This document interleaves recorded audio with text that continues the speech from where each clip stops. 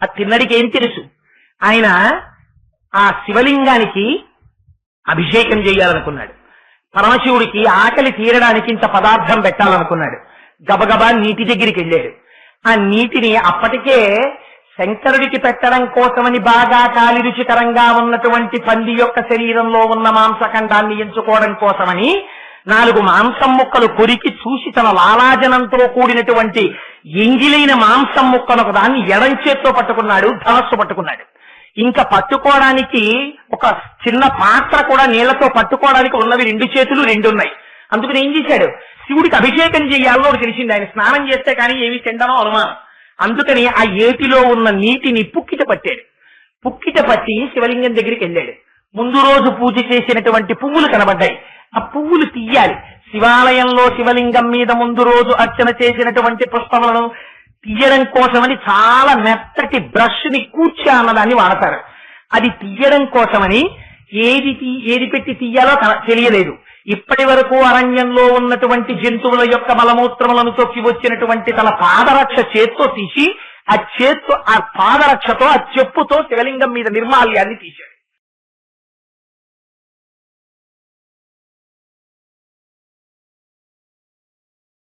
అమ్మ అంటే అమ్మకి మాత్రమే ఉండే లక్షణం. అమ్మ వంట చేసుకుంటూ ఉంటుంది. ఇంకా తన రక్షణ యందు తను ధైర్యంతో ప్రవర్తించడం చేత కానటువంటి పిల్లవాడు, ప్రమాదాన్ని కౌగలించుకునేటటువంటి నైజమున్నటువంటి పిల్లవాడు, ఇంకా పరిణతి చెందనటువంటి వయస్సున్న పిల్లవాడు ఎక్కడో ఇంటి పెరట్లో ఆడుతుంటాడు. ఆడుతుంటే అమ్మ ఇక్కడ వంట చేస్తూ ఉంటుంది, కానీ దృష్టంతా పిల్లాడి మీదే ఉంటుంది. వస్తూ ఉంటుంది. ఒకసారి ఆ మేడ నుంచి పిల్లాడు ఏం చేస్తున్నాడో చూస్తూనే ఉంటుంది. రాత్రి నిద్రపోతుంటుంది. మీరు చూడండి ఎంత చిత్రంగా ఉంటుందంటే సృష్టి. అప్పటి వరకు అమ్మాయి ఎక్కడో కాలేజీలో చదువుకుంటుంది. ఆ అమ్మాయి ఎప్పుడు ఏం పసిపిల్లల్ని ఎత్తుకుని ఎరగదు. ఏదో ఎప్పుడు కాలేజీ పుస్తకాలు, అమ్మ వండి పెడితే క్యారేజీ పట్టుకోవడం, అమ్మ గబగబా యూనిఫామ్ తీసుకొచ్చి ఇస్తే వేసుకోవడం, వేసుకుని గబగబా కాలేజీకి వెళ్ళిపోవడం తప్ప ఒక్కనాడు వంటింట్లోకి వెళ్లి పొయ్యి దగ్గర వంట చేసి ఎరగనటువంటి అమ్మాయి వివాహమై ఓ పిల్లవాడు పుడతాడు. పుడితే ఎంత నిద్దట్లో కూడా తను నిద్రపోతూ ఉంటుంది, పిల్లవాడు నిద్రపోతూ ఉంటాడు. తన ప్రమేయం లేకుండానే నిద్రపోతున్నటువంటి పిల్లవాడిని తన దగ్గరికి లాక్కుని పిల్లవాడి యొక్క క్షేమాన్ని నిద్రలో కూడా ఆవిడ కోరుకుంటూ ఉంటుంది. అంత జాగ్రత్తగా గుండెలకి హత్తుకుంటూ ఉంటుంది. ఎవరిచ్చారు ఇది? పరమాచార్య ఒక మాట అంటుంటారు, నీకు అమ్మలో సృష్టి అంతా ఉందిరా, భగవంతుడిని ఎక్కడ చూస్తావు? భగవంతుడు అమ్మలోనే కనపడతాడు. ఎందుకని? భగవంతుడు అంటే ఎవరు? 3 లోకములకు 3 కాలములకు 3 మూర్తులకు దగ్గరికి వెళ్ళి శంకరుణ్ణి అవమయమ అంటారు పోతన గారు అష్టమస్కంధంలో. ఆయనే సృష్టికర్త, ఆయనే స్థితికర్త, ఆయనే లయకర్త. ఒక్క అమ్మలో మీరు సృష్టికర్తని చూడొచ్చు, స్థితికర్తని చూడొచ్చు, లయకర్తని చూడొచ్చు. అమ్మ తను తిన్న అన్నాన్ని గుర్తెరగనటువంటి స్థితిలో కడుపులో చీకట్లో పడిపోయి ఉన్నప్పుడు తను తిన్న అన్నంలో ఉన్నటువంటి సారాన్ని సప్తధాతువులుగా మార్చి శరీర నిర్మాణంలో తన వంతు పాత్ర పోషించింది, ఆవాసనిచ్చింది. తన శరీరం వికారం చెందుతున్నా సరే తనకొక బిడ్డడు పుడతాడని మురిసిపోయింది. తను మృత్యు సదృశమైనటువంటి కష్టాన్ని ఎదుర్కొని పిల్లవాడికి జన్మనిచ్చింది. పిల్లవాడు తల్లికి కృతజ్ఞత చెప్పాలా, తల్లి పిల్లవాడికి కృతజ్ఞత చెప్పాలా? పిల్లవాడేం కృతజ్ఞత చెప్పడు, వాడికి ఏం తెలుసు కనుక వాడు ఏడుస్తాడు. అమ్మ తన రక్తాన్ని పాలగా మార్చి పట్టేస్తుంది. పట్టేస్తే వాడు తన చిన్ని కాళ్లతో అమ్మ గుండెల మీద తంతాడు. అమ్మ ఆ చిన్ని పాదాలు తీసి ముద్దు పెట్టుకుంటుంది. ఒకనాడు ఆవిడ సృష్టించింది, ఒకనాడు పాలిచ్చి పోషించింది. ఇది ఎవ్వరూ చెయ్యని పని. కన్న తండ్రి కూడా ఈ పని చెయ్యలేడు. జగత్తు నిలబడుతోందంటే కేవలం అమ్మ ప్రేమ ఒక్కటే ఆధారం. అమ్మ ప్రేమ అనేటటువంటి దాన్ని ఒక్క 5 నిమిషాలు ఈ జగత్తులో ఆపండి, ఈ సృష్టి ఆగిపోతుంది. పిల్లికి ఏం తెలుసండి? పిల్లి పళ్ళు ఎంత సూదిగా ఉంటాయి. అటువంటి పిల్లి పిల్లలా మెత్తగా ఉందంటారు. ఆ పిల్లి తన పిల్లల్ని పెడితే ఎక్కడ ఆ పిల్లలకి అపాయం వస్తుందో అని అంత కోరగా ఉండేటటువంటి తన పళ్ళ మధ్యలోకి పిల్లల్ని ఇరికించుకుని, మనకి తెలియకుండానే మన శరీరంలో ఒక తత్వం ఉంటుంది. మీరు ఏదైనా ఎత్తు మించి దూకేటప్పుడు తెలియకుండానే పళ్ళు గిటకరించుకుంటాం కొంచెం. అలాంటిది పిల్లి గోడ నుంచి గోడ మీదకి ఇంటి మీదకి దూకుతూ నోటితో పిల్లి పిల్లని పట్టుకుని పరిగెట్టి తీసుకెళ్లి ఎక్కడో దాస్తుంది. అలా దూకేటప్పుడు ఒక్కనాడు ఆ పిల్లి గట్టిగా నొక్కడం కానీ ఆ పిల్లి పిల్లకి ప్రమాదం వచ్చేటట్టు ప్రవర్తించడం కానీ ఉంటుందా? ఎవరు నేర్పారు? ఒక పంది పిల్లల్ని కంటుంది. ఓ పంది, నీ పిల్లలకి పాలి అని ఎవరైనా నేర్పారా?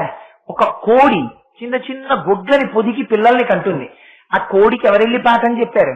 గ్రద్దని చూస్తే పారిపోయేటటువంటి కోడి ఆకాశంలో గద్ద కనపడేటప్పటికీ కొక్కొక్కొక్కొక్కొక్కొక్కొ అంటూ పిల్లలందరినీ తన రెక్కల కింద పెట్టుకుని తను ప్రమాదాన్ని ఎదుర్కొంటుంది.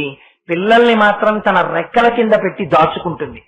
అమ్మ స్థితికారుడై శ్రీ మహావిష్ణువై జగత్తుని నిలబెట్టకపోతే ఎక్కడుంది ప్రపంచం? నీకేం తెలుసు ఆ రోజున?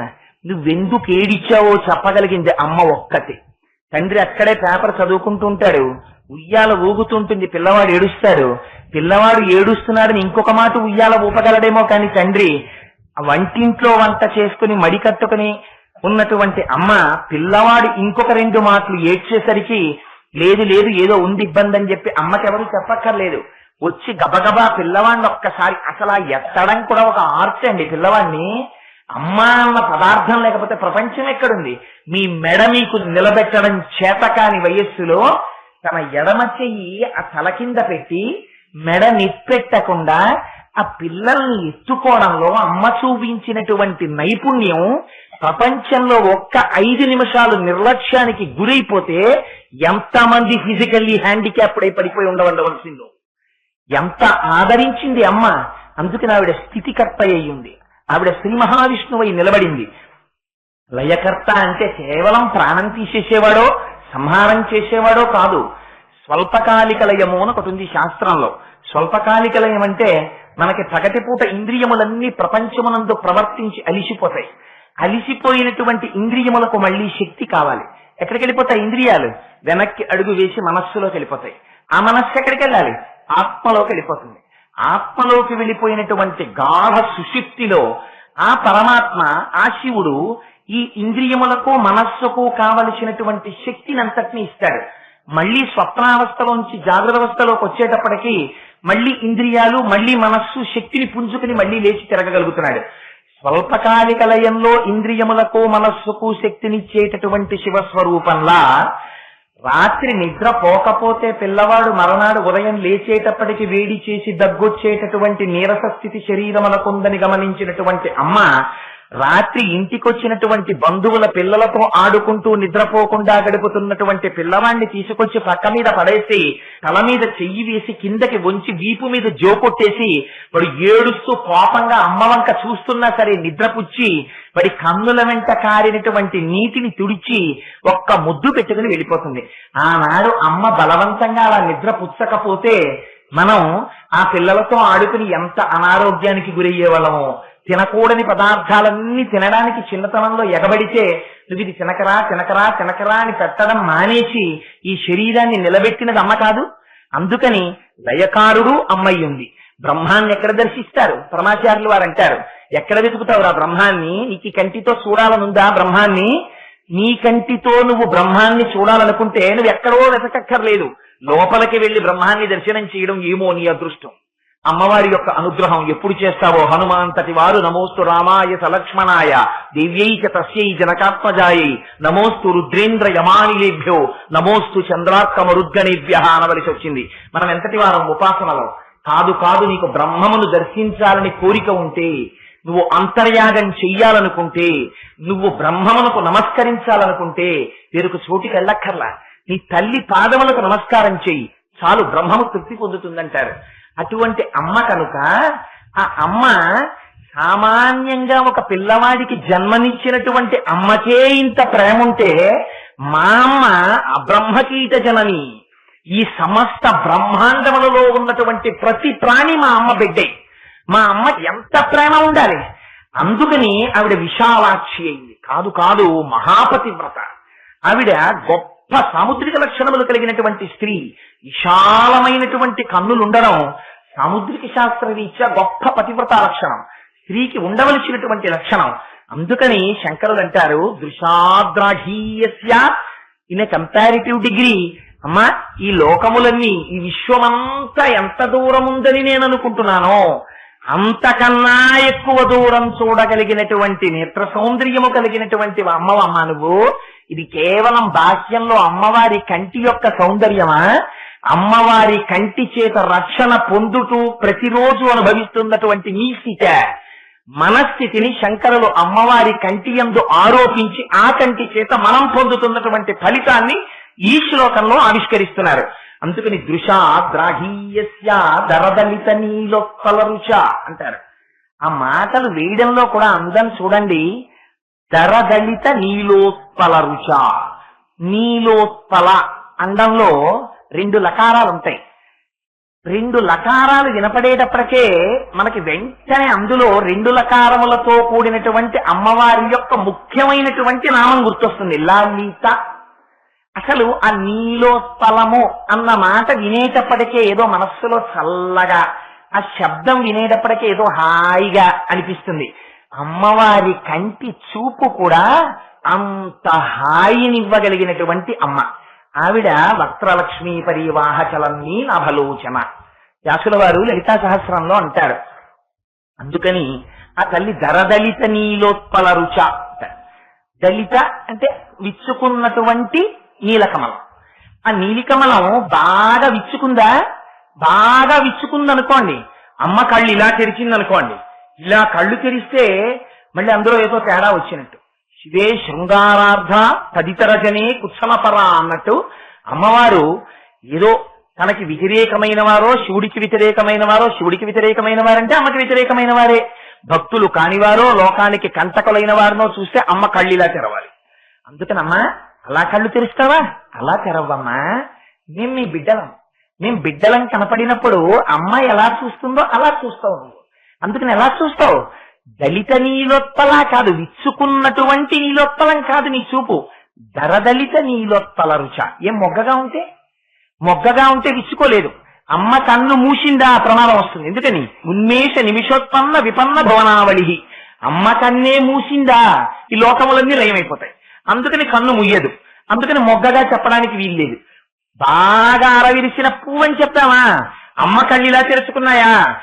సౌందర్యలహరిలోనే శంకరులు అన్నారు ఒక చోట, తదితరజనే కుచ్చలపర అన్నారు. అందుకని ఏమో నువ్వు లోకకంటకుడైనటువంటి వాడివి కనుక నిన్ను చూసి అమ్మ ఇలా కళ్ళు తెరిచిందేమో. అందుకనమ్మా మేము బిడ్డలమమ్మా, మమ్మల్ని చూసినప్పుడు మా పట్ల అపారమైన ఆప్యాయతతో నీ దృక్కులను ప్రసరించినప్పుడు ఆ కన్నులు ఎలా ఉంటాయి? మనకి ఆ కన్నులను దర్శనం చేయిస్తున్నారు శంకరాచార్యులు వారు ఇవాళ. ఎందుకు అమ్మవారి కన్నులు దర్శనం చేయించడం? అందులో ఉంది రహస్యం అంతా. ఆ ఏ కన్నులట, ఎలాంటి కన్నులటవి? అవి దరదలిత నీలోత్పల రుచ. కొంచెంగా విచ్చుకున్నటువంటి నీలికమలంటది. ఏం కొంచెంగా విచ్చుకోవడం ఏమిటి? రాత్రి చంద్రుని యొక్క కిరణం పడింది. అసలు చంద్రుడే చల్లనివాడు. శంకరాచార్యుల వారు ఎక్కడెక్కడ చెప్పవలసి వచ్చినా చంద్రుణ్ణి హిమకరహ హిమకరహ హిమకరహ అంటుంటారు. అందుకని ఆ చంద్రుని యొక్క కిరణాలు పడ్డాయి. కొంచెం విచ్చుకుందా మొగ్గ నుంచి పువ్వు స్థితిలోకి వెడుతోంది. ఇంకా బాగా విచ్చుకున్నటువంటి పువ్వు కాదు, కొద్దిగా విచ్చుకుంది. లోపల ఏముందో స్పష్టంగా కనపడదు, కానీ లోపల ఏముందో స్పష్టంగా తెలియనటువంటి స్థితి కాదు. లోపల గుడ్డు ఉన్నది అని కనపడుతోంది, కానీ లోపల ఉన్న వస్తువును మీరు పూర్తిగా దర్శించి చెప్పగలిగినటువంటి స్థితి కాదు. అందుకని విచ్చుకోనటువంటి అరమోట్పు కన్నులు కలిగినటువంటి అమ్మ యొక్క స్వరూపాన్ని మీకు ఆవిష్కరించి చూపిస్తున్నారు శంకరులు. ఎందుకు అలా చూపించడం అంటే, అసలే చక్కటి సరస్సు, ఆ సరస్సులో అప్పుడే విచ్చుకుంటున్నటువంటి నీలికమలం. ఆ రేకుల మీద ఆ నీటి బిందువులు పడ్డాయి, మంచు బిందువులు. ఆ నీలి కమలము యొక్క కాంతి ఉండే రుచ అంటారు. రుచ అంటే తెలుగులో అయితే రుచి అంటే రసేంద్రియము పొందేటటువంటి అనుభూతి. సంస్కృతంలో రుచ అంటే కాంతి. నీలి కమలంలోంచి వచ్చేటటువంటి కాంతి కంటికి చల్లతనాన్ని ఇస్తుంది, ఈ కంటికి సంతోషాన్ని ఇస్తుంది. ఈ మాట ఎందుకు శంకరాచార్యులు వారు ఇంత గొప్ప ప్రయోగం మొదటి పాదంలో చేయడం? ఈ కన్ను బడలిపోయింది. మీకు ఇంద్రియాలు ఉంటాయి, ప్రధానంగా జ్ఞానేంద్రియములు 5 ఉంటాయి. 5 జ్ఞానేంద్రియాల్లోనూ మిమ్మల్ని జగత్తుతో తొందరగా కట్టి పడేసేది ఏదో తెలుసా అండి? కన్నే ఉద్ధరించినా కన్నే, పడగొట్టినా కన్నే. ప్రధానమైన దృష్టి కంటికి సంబంధించే ఉంటుంది. ఈ రహస్యం రామాయణంలో ఒక చోట చెప్తారు. సుందరకాండలో రామచంద్రమూర్తి సీతమ్మ తల్లి ఆభరణాల్ని తీసుకొచ్చి కిష్కింధకాండలో అక్కడ పెట్టి, లక్ష్మణ ఇవి మీ వదిన ఆభరణాలు అంటున్నారో, నాకు ఆ మూట విప్పుతూ ఉంటే కన్నులలోకి నీరు చిప్పిల్లి నేను గుర్తించలేకపోతున్నాను, నువ్వు గుర్తించగలవా ఈ ఆభరణాల్ని అన్నారు. అంటే లక్ష్మణస్వామి ఒక్కొక్కటి తీసి అన్నారు, అన్నయ్య నాహం జానామి కేయూరే నాహం జానామి కుండలే నుపురత్యభిజానామి నిత్యం పాదాభివందనాత్. అన్నయ్య నాహం జానామి కేయూరే, అన్నయ్య ఇవి కేయూరములు, స్త్రీలు భుజములకు వాటికి పెట్టుకుంటారు. నాకు తెలియదన్నయ్య వదిన ఎప్పుడైనా పెట్టుకుందో పెట్టుకోలేదో నేను చూడలేదు. నాహం జానామి కుండలే, ఇవి కుండలాలు, నేను ఎప్పుడు చూడలేదన్నయ్య, చెవులకు పెట్టుకుంటారు. అన్నయ్య నుపురత్యభిజానామి, ఇవి నూపురములు పాదములకు పెట్టుకుంటారు, ఇవి నాకు బాగా తెలుసు. ఎందుకు తెలుసు? నిత్యం పాదాభివందనాత్, వదినకి ప్రతిరోజు నేను నమస్కారం చేశాను, అప్పుడు నేను చూశానన్నారు. ఇది నిజమే. అగ్రత ప్రయయౌ రామ మధ్యే సీతా సుమత్సమా పృష్ఠతస్తు ధనుష్పాణి లక్ష్మణం అనుజకామ అని చెప్పారే. గంగ దాటుతున్నప్పుడు లక్ష్మణుడు చెయ్యిచ్చి సీతమ్మని పడవ ఎక్కించాడే, పక్కనే ఉండి నడిచాడే, అటువంటి లక్ష్మణుడు సీతమ్మ తల్లి కుండలములను కాని సీతమ్మ తల్లి కేయూరములను కాని నేను చూడలేదనడం ఎంతవరకు సమంజసం? అంటే ఈ నేత్రము జగత్తులో ఉన్నటువంటి సమస్త వస్తువులను చూడవచ్చు కాక, చూడడం కంటికి ధర్మం, కాని ఆ కంటి చేత చూడబడినటువంటి ప్రతి వస్తువు మీ మనస్సునందు తిష్టవేసిన నాడు బంధిస్తుంది. మీ మనస్సునందు ఆ నేత్రము చూడవలసినటువంటి వాటిని, ప్రధానమైన భక్తి సంబంధమైన వాటిని మాత్రమే మనస్సు లోపల ముద్ర వేసుకున్న నాడు అది మిమ్మల్ని ఉద్ధరిస్తుంది. అందుకని ఎక్కువగా వస్తువులన్నింటి వైపు తిప్పగలిగిన శక్తి, చూడగలిగిన శక్తి కంటికి ఉంది. ఈ కన్ను మెరుపుల వంక ఎక్కువ తిరుగుతుంది. కంటికి ధర్మం, ఎక్కడైనా తడుక్కుని మెరిసింది అనుకోండి, వెంటనే మీరు అది చూస్తారు, అబ్బా భలే మెరిసిందండి అంటాం. మన జీవితం కూడా ఒక్క మెరుపు. శంకరులు అంటారు, ఆయుర్నశ్యతి పశ్యతాం ప్రతిదినం జాతి క్షయం యవ్వనం ప్రత్యాయాంతి గతాః పునర్న దివసాః కాలో జగద్వక్షకః లక్ష్మీస్తోయతరంగ భంగ చపలా విద్యుచ్చలం జీవితం తస్మాన్ మాం శరణాగతిం కరుణయా త్వం రక్ష రక్షాధునా అంటారు. ఆయుర్నశ్యతి పశ్యతాం ప్రతిదినం జాతిక్షయం యవ్వనం. మనం అనుకుంటాం ఒంట్లో చాలా బలం ఉంది, ఈ యవ్వనం ఇలా ఉండిపోతుంది, అందుకని చాలా కాలం బతుకుతాను, ఇప్పుడే ఎందుకు భగవంతుడిని ఆరాధించడం?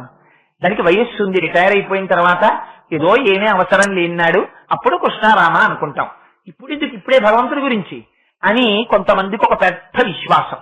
దంతంబుల్ పడనప్పుడే తనువుయందారూఢియున్నప్పుడే కాంతాసంఘము రోయినప్పుడే జరాక్రాంతంబు కానప్పుడే వింతల్ మేల చెరించునప్పుడే కురుల్ వెల్వెల్ల కానప్పుడే చింతింపన్వలమీ పదాంబుజములన్ శ్రీకాళహస్తీశ్వర అంటాడు దూర్జటి. శరీరము జర్జరీభూతమైపోయిన తర్వాత నువ్వు చేసే ప్రార్థనే ఉంటుంది కనుక మనస్సు నిలబడుతుందా? సదా మోహాటవ్యాం చరత యువతీనాం కుచగిరౌ నటత్యాశా శాఖ స్వటతి జడితి స్వైరమభిత కపాలిన్ బిక్షో మే హృదయ కపి మధ్యం తపలం ధుడా భత్యా బధ్యావ శివభవదధీనం కురు విభో అని శంకరులు ప్రార్థన చేస్తారు. చించలమైనటువంటి మనస్సుని భక్తి అనే పాశముల చేత కట్టి పడయడం ఒంట్లో ఓపికన్ననాడు అలవాటవ్వాలి. ఆ నిశ్చలత్వమును పొందితే నువ్వు వృద్ధాప్యంలో ఒక చోట కూర్చున్నా నువ్వు చూసినటువంటి వస్తువు మనస్సులో ఉంటుంది కనుక ఆనాడు నువ్వు పూజా మందిరంలోకి నడిచి వెళ్ళగలిగిన ఓపిక నీకు లేకపోయినా రత్నైకల్పితమాలతం హిమజలై స్నానంచ దివ్యాంబరం నానారత్న విభూషితం మృగమిదామోదాంకితం చందనం జాజీ చంపక బిల్వపత్రరచితం పుష్పంచ ధూపం తథా దీపం దేవదయానిధే పశుపతే హృత్కల్పితం గృహ్యతాం అని ఇక్కడ సృష్టించి పూజ చెయ్యగలవు. నీ ఒంట్లో ఓపికన్న నాడు తిరగకూడని వాటి వెంట తిరుగుతూనే ఉన్నావు. తిరిగావు సూర్యోదయ సూర్యాస్తమయాలనేటటువంటి రూపంతో పరమేశ్వరుడు నీ ఆయుర్దాయాన్ని గ్రసించాడు.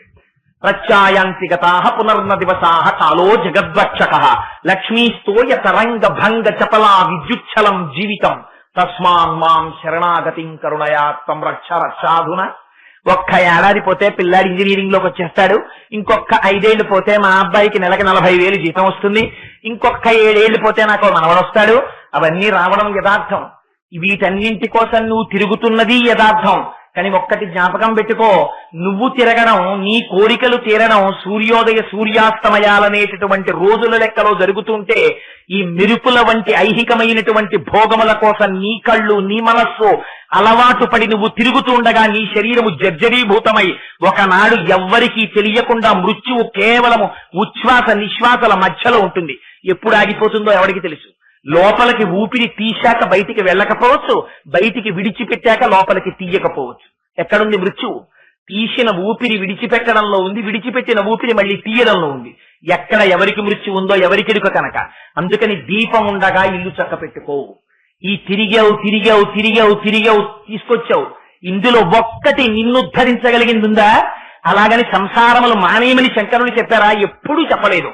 మూఢజహీహి ధనాగమ తృష్ణ, తృష్ణ విడిచిపెట్టన్నారంతే శంకరాచార్యులు వారు. ఎందుకురా అలా తిరుగుతావు?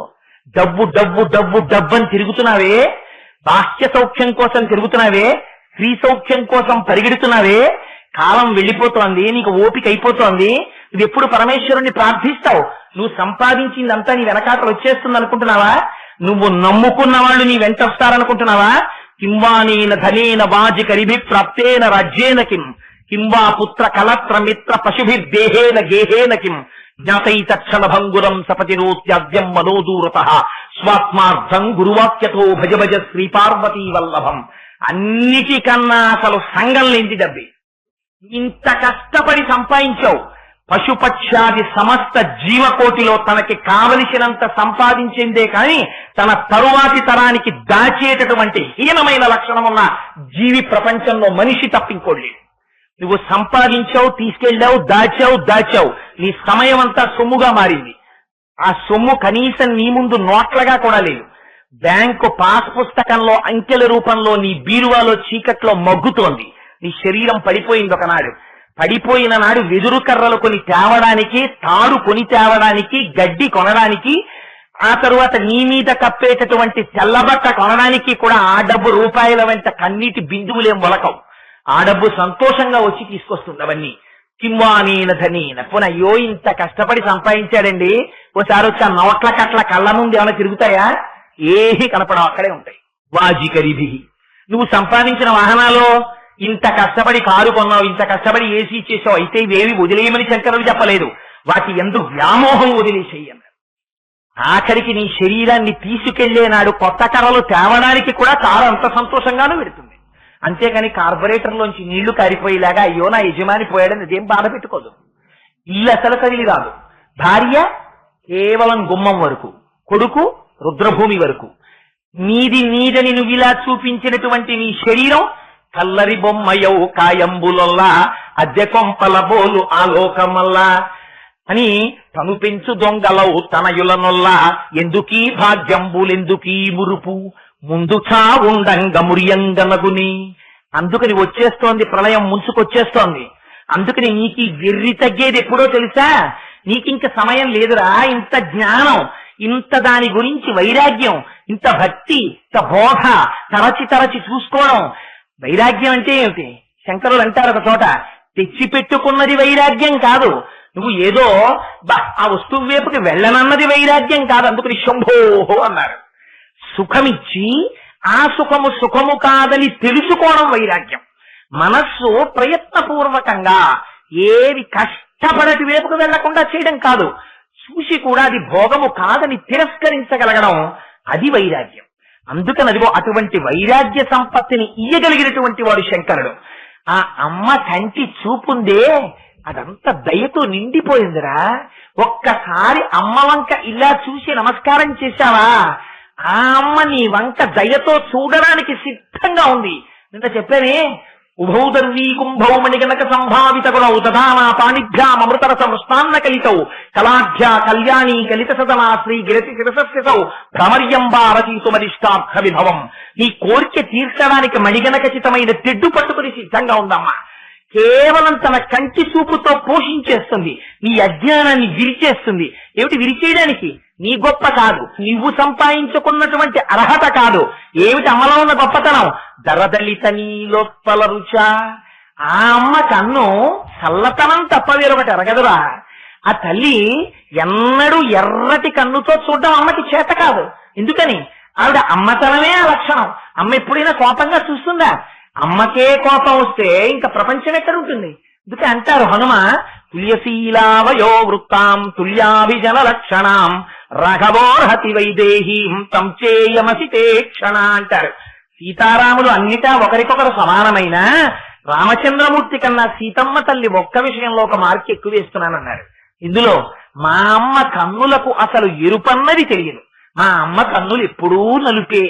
ఆ కన్నులు ఎప్పుడూ దయార్ద్రత్వయంతో దయని వర్షించేస్తూ ఉంటాయి.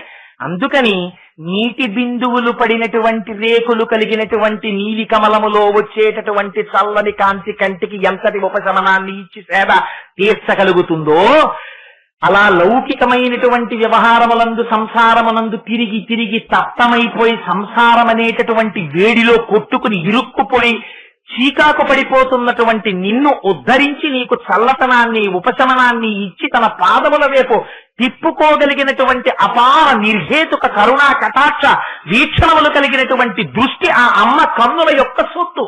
అందుకని దృశాద్రాహీయస్య తెరదళిత నీలోత్పల రుచా. అమ్మా, ఇంత దూరం నువ్వు చూడగలవు కదా, విశ్వమంతటిని దాటి నీ చూపులు వెళ్ళిపోతాయే.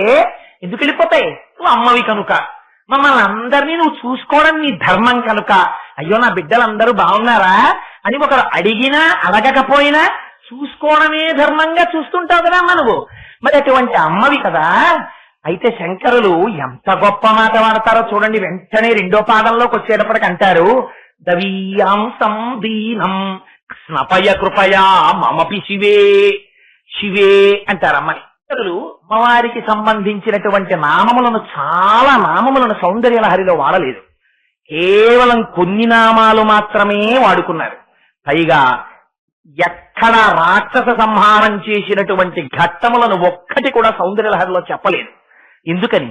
అలా చెప్తే మళ్ళీ రాక్షస సంహారం చేసినటువంటి అమ్మవారి యొక్క రౌద్రమూర్తి కనపడుతుందేమోనని కేవలం అమ్మతనాన్ని మాత్రమే చూపించారు. అదిగో ఆ చూపించడంలో అంటారు దవీయాంసం దీనం. అమ్మా, నేను ఎక్కడో ఉండిపోయానమ్మా, దీనుణ్ణి. ఎంత దూరంలో ఉండిపోయాను? నీ చూపు అంతటా చూస్తోంది, సమస్త విశ్వాన్ని చూస్తోంది. విశ్వాన్ని అని కూడా అనరు శంకరులు, విశ్వమును దాటిపోయి చూస్తోంది. ఇంత చూపు కలిగినప్పటికీ నేనెక్కడున్నాను? విశ్వంలో ఉన్నాను. విశ్వంలో ఉన్న నేను దీనుడనై ఉన్నాను ఇవాళ. ఎందుచేత దీనత్వం వచ్చింది నాకు? ఈ కంటి కొడగంటి చూపు నాయందు పట్టలేదమ్మా అంటే అమ్మ వెంటనే అన్నది, అదేమి శంకరా, ఇప్పుడే కదా నువ్వు అన్నావు, విశ్వాన్నంతటిని దాటిపోయి నేను చూస్తున్నాను అన్నావు కదా. మరి ఆ విశ్వంలో నువ్వు ఒక భాగమై ఉన్నావు కదా. ఉన్నప్పుడు నా కంటి చూపు నీ మీద ఎందుకు పట్టలేదు అంటే శంకరులు అంటారు, దీనం. అమ్మా, నేను దీనుండమ్మా. ఆ చూపు నా మీద పడినా నేను ఉద్ధరింపబడలేదు. అంటే చూడు, నాకు ఎన్ని మలినములంటిపోయాయో నా మనస్సుకి. హనుమంటారే సుందరకాండలో, ఇది ఎంత దారుణమైన లంక అంటే ఇక్కడికి రాముడే వస్తే మాత్రం ఏం చేయగలరు అన్నారు. అలా అమ్మా, నీ కడగంటి చూపు నా ఎందు ప్రసరించినా కూడా నాలో మార్పు రాలేదమ్మా. నేను ఇలా ఉండిపోయాను, దీనుడనై ఉండిపోయాను. మనస్సు నిండా మలినాలే, మనస్సు నిండా సంసారమే. ఒక్కనాడు భగవంతుడి వైపుకు మనస్సు వెళ్ళటలేదమ్మా. ఇది శంకరాచార్యులు వారు అనవలసిన మాటే. శంకరులా ఈ స్థితి, శంకరులా దీనులు ఈ సమస్త జాతిని ఆసేతు హిమాచల పర్యంతం పాదచారి అయి పర్యటించి దీనులందరి దగ్గరికి వెళ్ళి, నువ్వు దీనుడవు కావురా, నువ్వు స్వయంగా శివుడవు అని చాటి చెప్పినటువంటి మహాపురుషుడు, అద్వైత భావన యందు రమించినటువంటి వారు, సాక్షాత్తుగా పార్వతీ పరమేశ్వరుల యొక్క స్వరూపమై భూమి మీద నడయాడినటువంటి మహాపురుషుడు, ఆఖరికి అవసరమైతే ఒక కాపాలికుడు వచ్చి తన శిరస్సు కావాలంటే తీసుకుపోవనగలిగినటువంటి గొప్ప ధృతి, జ్ఞాన సంపత్తి, ధైర్యము, చాటబుద్ధి కలిగినటువంటి ఆచార్య శేఖరులు శంకర భగవత్పాదులు అమ్మను ఉద్దేశించి దవీయాంసం దీనం స్నపయ కృపయా. అమ్మా, ఇలా నీ కంటి చూపు పడితే సరిపోదమ్మా. స్నపయ, నన్ను తడిపెయ్యాలి నీ కంటి చూపుతో, అభిషేకం చేసేయాలి. కృపయా, అది ఎలా? కృపచేత. మామపి రుచే, మాం అపి, నన్ను కూడా. ఈ మాట శంకరులు అనొచ్చా? శంకరులంతటి వారు అమ్మా నన్ను కూడా అండమా? ఇందుకు మనం శంకరాచార్యుల వారి పాదములకు ఎన్ని మాటలు శిరస్సు తాటించి నమస్కరించినా వారి రుణం తీర్చుకోలేం.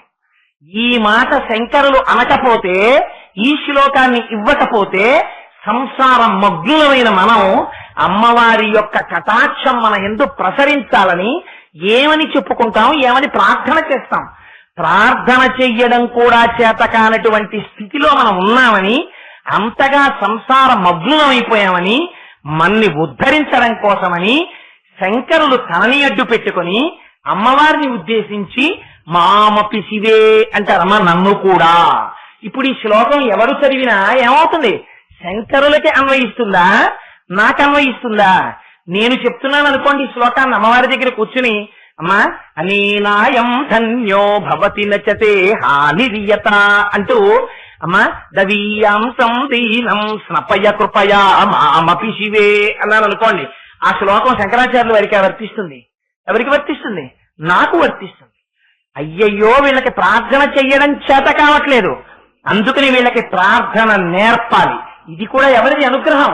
అమ్మయే తన కడగంటి చూపుతో శంకరాచార్యుల వారి యందు భాషగా ప్రవేశించి, ఈ బిడ్డలందరూ నా పాదముల వైపుకి తిరగకుండా లోకమునందు తిరుగుతున్నారు, వీళ్ళని నా వైపుకి తిప్పుకోవడానికి ఒక్క ప్రార్థన చేయించి నా తొడ మీద కూర్చోబెట్టుకోవాలి అని వీళ్ళని ఉద్ధరించాలని అమ్మ యొక్క ప్రేమ కనుక శంకరుల చేత ప్రార్థనా శ్లోకాన్ని ఆవిష్కరింపజేసింది. ఇది శంకరుల యొక్క వినయం. ఈ మాట అనడం ఎంత గొప్పతనమో చూడండి, ఎంత భక్తో చూడండి. అందులో మామపి శివే, అమ్మ నన్ను కూడా, తవీయాంసం దీనం, అమ్మ నేను దీనున్నమ్మా, ఎక్కడో ఉండిపోయాను, నీ కడగంటి చూపు ఇలా పడితే నాకు సరిపోదమ్మా, నేను చేసిన పాపానికి స్నపయ కృపయా, తడిపేసేయాలి నీ దృష్టితోటి. ఆ దృష్టిపాతంతో నేను తడిసిపోయానా, ఆ రోజున ఉద్ధరింపబడతానమ్మా. ఏమిటి మాట శంకరులు అండం, ఎంత భక్తితో చెప్పారో చూడండి. అంతటి మహాజ్ఞాని శంకర భగవత్పాదులు భక్తితో మాట్లాడవలసి వస్తే అందరికన్నా కూడా నైత్యానుసంధానం చేసుకుని అందరికన్నా కిందకి దిగిపోతారు. శివానంద లహరిలో అంటారు, పశుమాం సర్వజ్ఞ ప్రహిత కృపయా పాలయ విభో. తండ్రి నేను పశువుని, నువ్వో పశుపతివి, మన ఇద్దరి మధ్య ఈ సంబంధం చాలదా కాపాడటానికి, అందుకని నన్ను ఉద్ధరించు తండ్రి అంటారు. ఇది శంకరులు అనవలసిన మాట. మన కోసమని ఆ భక్తితో ఒక్కసారి ఆర్తితో పిలిచారా, ఆవిడ తడితో కూడినటువంటి కన్నుంది, దయతోటి తడిసిపోయినటువంటి కన్ను అమ్మవారిది. ఒక్కసారిలా చూసిందా చాలా ఉద్ధరింపబడిపోతాయి. ఆవిడ జ్ఞానం ఇచ్చేస్తుంది, ఎన్ని రకాలుగా ఇస్తుంది. అందరికి ఎన్ని రకాలుగా ఇచ్చిందో, ఒకరికి తాంబూలం నోట్లో పెట్టింది, ఒకరికి బీజాక్షరాలు రాసింది, ఒకరిని కేవలం చూసింది. ఎవరికి ఎన్ని రకాలుగా జ్ఞానం ఇచ్చిందో అమ్మ, ఒకరికి పాలిచ్చింది. శివజ్ఞానాన్ని ఇవ్వడానికి ఆ అమ్మ ఎన్ని రకాలుగా ప్రయత్నించిందో. కావలసిందేమిటి? భక్తితో ఒక్కసారి అమ్మా అనరా చాలు. అమ్మకి ఇంకొక పేరు ఉండదండి, అమ్మకుండే పేరు అమ్మే. అమ్మ దగ్గరికి వెళ్లి మీరు ఎంత గొప్ప పేరు పెట్టి పిలిచినా సరే, అమ్మ సాక్షాత్తుగా chief secretary to the government of India అవనివ్వండి, మీరు వెళ్ళి ఈవిడ chief secretary to government of India అండి మా అమ్మగారు అని మీరంటే అమ్మ కొంచెం ముఖం దించుకుంటుంది. ఈవిడ మా అమ్మగారు, ఆవిడ ఆ పదవిలో ఉన్నారు, పదవిలో ఉండడం తక్కువ, నాకు అమ్మ అవడం నా ఘనం, ఇది నా అదృష్టం అని మీరు చెప్పుకున్న నాడు అమ్మ సంతోషిస్తుంది. అమ్మకుండే ఒకే ఒక లక్షణం ఏమిటి? అమ్మా అని పిలిస్తే చాలు లొంగిపోతుంది అమ్మ. అయ్యో ఇది ఇవ్వచ్చా, ఇది ఇవ్వకూడదా, ఇది కష్టమా, ఇది నిష్ఠూరమా, ఇది ఆలోచించదు అమ్మ. దీనికి మీకు నేను ఎలా చెప్పాలో నాకు అర్థం కావట్లేదు. ఒకనాడు నేను ఒక స్నేహితుడితో కలిసి ఒకరింటికి వెళ్ళాను. మేమిద్దరం కలిసి ఒక పని మీద వెళ్ళాలి. వాళ్ళ అమ్మగారికి ఒక 70 ఏళ్ళు, చాలా పెద్ద ఆవిడ. అతను నా దగ్గర ఎప్పుడో మాట చెప్పేవాడు, ఆ మాట నేను ఇప్పటికి మర్చిపోలేను. అతను అనేవాడు, కోటేశ్వరారు నేను మా అమ్మగారి పక్కన కూర్చుని, మా అమ్మగారికి 70 ఏళ్ళు వచ్చేసాయి కదా, బ్యాండేజీ గుడ్డ ఎలా ఉంటుందో అలా ఉంటుందండి మా అమ్మగారి చర్మం, గాజు చర్మంలా అయిపోయింది, అదంతా ముడతలు పడిపోతే మా అమ్మ చెయ్యి, మా అమ్మకి ఏం అక్కర్లేదండి, ఒక్క 10 నిమిషాలు నేను వెళ్ళి పక్కన కూర్చుని అమ్మా అని ఏదైనా మాట్లాడితే చాలా, ఆ రోజు ఆవిడ అన్ని ఔషధాలు తీసేసుకున్నట్టే, అంత తృప్తి అండి ఆవిడికి. అందుకని ఆలస్యమైన వెళ్ళి పక్కన కూర్చుని అమ్మ చేతిని ఇలా పట్టుకుని, ఎప్పుడు రోజు నేను అన్నేళ్ళు వచ్చిన అమ్మ చర్మాన్ని ఇలా పట్టుకుని అమ్మ ఏమిటమ్మా నీ చర్మం ఇలా పట్టుకుంటే ఇలా సాగకుండా ఇలా ఉండిపోతుంది ఏమిటమ్మా అంటే, మా అమ్మ పక్కున నవ్వేదండి. చంటి పిల్లల ఇప్పటికీ మా అమ్మ చర్మాన్ని ఇలా ముద్దలు ముద్దలుగా కొండలు కొండలుగా పెట్టి ఆడుకుంటూ ఉంటాను అని అమ్మ గురించి ఆర్తితో మాట్లాడేవాడు. ఒక రోజున అతను నేను కలిసి ఒక పని మీద వెళితే వాళ్ళ ఇంటికి వెళ్ళాం. అమ్మగారు ఉన్నారు ఇంట్లో. దురదృష్టవశాత్తు ఆ రోజున ఆయన భార్య వేరే పని మీద వెళ్ళింది. ఈవిడ పాపం ఏదో గ్యాస్ సిలిండర్ వస్తే గ్యాస్ సిలిండర్ తీసుకుని ఇంట్లో పెట్టించారట. పెట్టించి తలుపు వేసుకుందామని చెప్పి ఆ తలుపు సందులో వేళ్లు పెట్టి ఆవిడ నించున్నారు. దేనికో పెద్ద గాలి వచ్చి అపార్ట్మెంట్ లో గ్రౌండ్ ఫ్లోర్ ఏమో ఆ తలుపు వేసుకుంది. వేసుకోవడంలో 4 వేళ్లు తెగిపోయాయి. సగం తెగిపోయి అక్కడ ఆడుకుంటున్న పిల్లలు చూసి అయ్యో అయ్యో మా అమ్మగారికి వేళ్లు తెగాయని చెప్పి ఆ రక్తం ఆగిపోవడం కోసమని ఏదో కాస్త పంచదారో ఏదో వేసి ఆ పైన గుడ్డ కట్టి పెట్టారు. అలాగే పెడితే ఎవరో వచ్చారా పై ఫ్లాట్స్ లో ఉంటున్న వాళ్ళు, ఏమంటే మేము తీసుకెడతాము హాస్పిటల్ కన్నారట. అంటే లేదండి మా అబ్బాయి వచ్చాక పెడతానులేండి ఏం పర్వాలేదు అని పాప ఆవిడ చెయ్యి అలాగే పెట్టి కూర్చుంది. మేమిద్దరం లోపలికి వెళ్ళాం, చూడనే లేదు. అతను అన్నాడు, అమ్మ తల పగిలిపోతోందమ్మా ఇవాళ ఎండకి, ఆఫీసులో కరెంట్ లేదు. ఇతను నాకు చాలా ముఖ్యమైన స్నేహితుడు కోటేశ్వరరావు అని, ఆయన నేను వచ్చాం. అమ్మ ఒక్క 2 కప్పులు కాఫీ పెడుతూ అన్నాడు. ఈ సంగతి మాకు తెలియదు యథార్థంగా. ఆ తల్లి లోపలికి వెళ్ళి 2 కప్పులు కాఫీ పెట్టి ఈ చేతి మీద ఇలా పెట్టి పళ్ళెంలో 2 కప్పులు తెచ్చి ఇచ్చారు. ఇస్తే అదేంటమ్మా అలా పట్టుకొచ్చామే అన్నాడు అతను. అనే లోపల ఆడుకుంటున్న పిల్లలు పరిగెత్తుకొచ్చి అంకుల్ అంకుల్ మా అమ్మగారి వేళ్లు తలుపులో పడిపోయి తెగిపోయి మేము అందాక గుడ్డ కట్టాము అంకుల్ అన్నారు. అంటే అమ్మ వేళ్లు తెగిపోయాయా అని ఇలా చేయి పట్టుకున్నాడు. అబ్బా చేయి పట్టుకోకరా ఈ చెయ్యి అంతా లాగేస్తోంది అన్నారు. అమ్మా ఈ మాట చెప్పొద్దమ్మా, రాగానే వెంటనే హాస్పిటల్కి తీసుకెళ్తాను కదా, ఇలాంటి చేత్తో కాఫీ ఎలా పెట్టావమ్మా అన్నాడు అతను. ఒరే నువ్వు ఇంటికి వచ్చి నాకు చాలా తలకాయ నొప్పిగా ఉందమ్మా, ఇవాళ ఆఫీసులో కరెంట్ లేదు, ఒక్క కప్పు కాఫీ ఇయ్యమ్మా అని అడిగావురా. ఈ భార్య ఉంటే నీకు ఇస్తుంది, ఇన్నాళ్ళకి కదా నన్ను అడిగావు. అడిగితే దిక్కుమాలిన వేళ్లు తెగాయని నీకు కాఫీ ఇవ్వకుండా నా వేళ్లు తెగాయని హాస్పిటల్కి తీసుకెళ్ళమని అడగనా, అందుకని కాఫీ పెట్టాను రా. ఏమిచ్చి రుణం తీర్చుకుంటారండి మీరు అమ్మకి? ఇది అమ్మతనం అంటే, ఇది సౌందర్యం అంటే. శంకరులు చెప్పే సౌందర్యం బాహ్య సౌందర్యము కాదు, అమ్మ యొక్క అంతఃసౌందర్యం గురించి మాట్లాడుతున్నారు శంకరాచార్యుల వారు. ఇది దరదలిత నీలోత్పల రుచ, ఆ కన్నులలో వచ్చే కాంతికి చల్లదనం తప్ప వేడి తెలియదు అమ్మ కళ్ళకి. ఆ అమ్మ పాదాల దగ్గర కూర్చుని అమ్మా అన్నారనుకోండి పొంగిపోతుందంటే. అంత వ్యాసుడు, అన్ని పురాణాలు ఇచ్చినవాడు, అంత వేద విభాగం చేసినవాడు, విష్ణు సహస్రం ఇచ్చినవాడు, ఇన్ని భగవద్గీతని రచించినవాడు, ఇన్ని చేశాడే. ఆయన లలితా సహస్రం చెప్పవలసి వస్తే ఇంకో మాట చెప్పలేరా? శ్రీమాత అమ్మా అంటే. అమ్మ అమ్మే, అమ్మకి అమ్మతనమే అందము, అమ్మయే సౌందర్యము.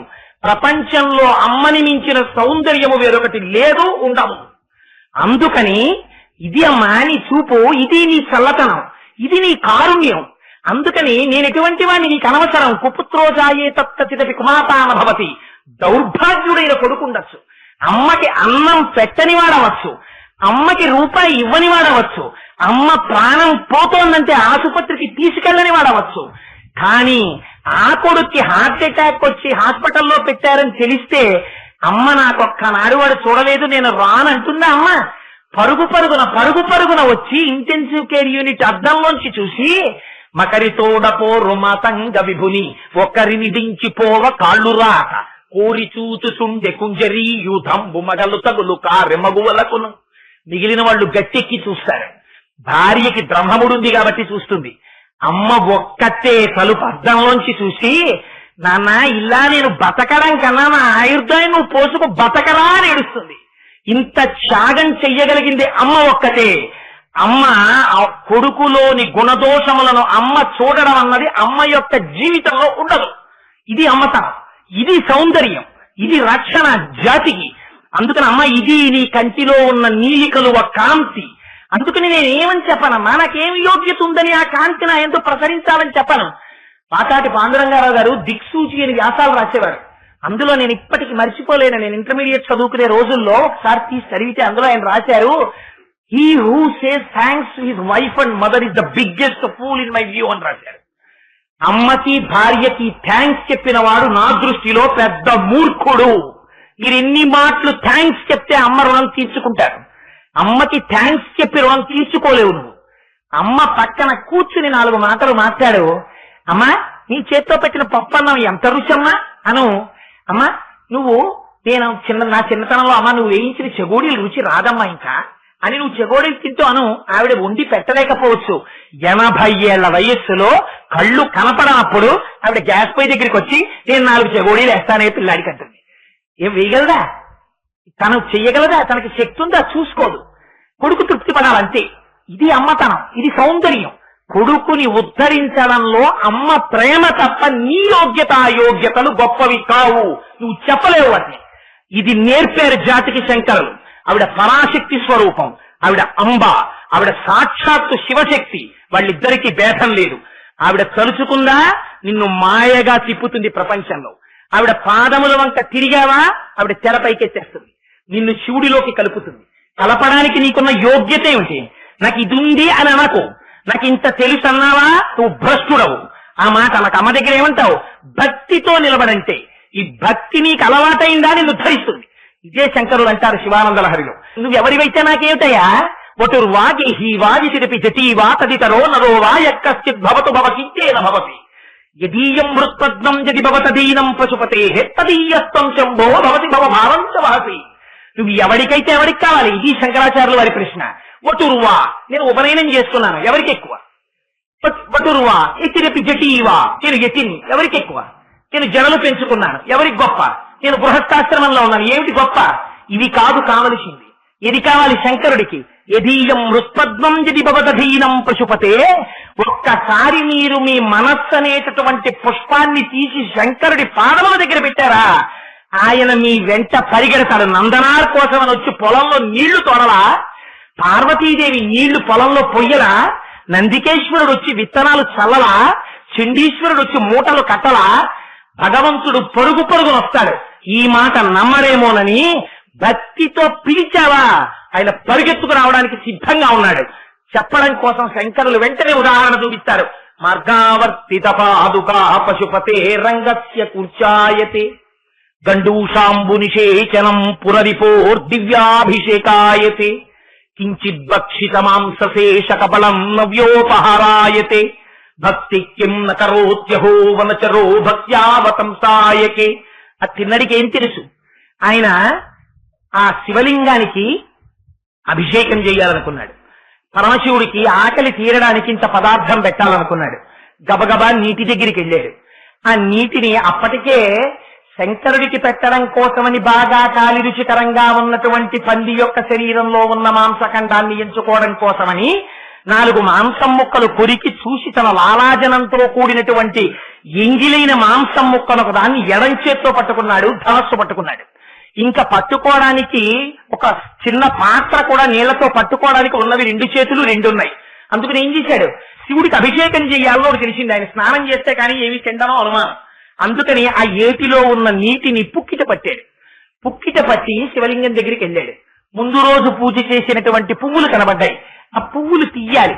శివాలయంలో శివలింగం మీద ముందు రోజు అర్చన చేసినటువంటి పుష్పములను తీయడం కోసమని చాలా మెత్తటి బ్రష్ ని కూర్చా అన్నదాన్ని వాడతారు.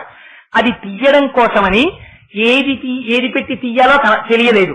ఇప్పటి వరకు అరణ్యంలో ఉన్నటువంటి జంతువుల యొక్క మలమూత్రములను తొక్కి వచ్చినటువంటి తన పాదరక్ష చేత్తో తీసి ఆ పాదరక్షతో ఆ చెప్పుతో శివలింగం మీద నిర్మాల్యాన్ని తీశాడు.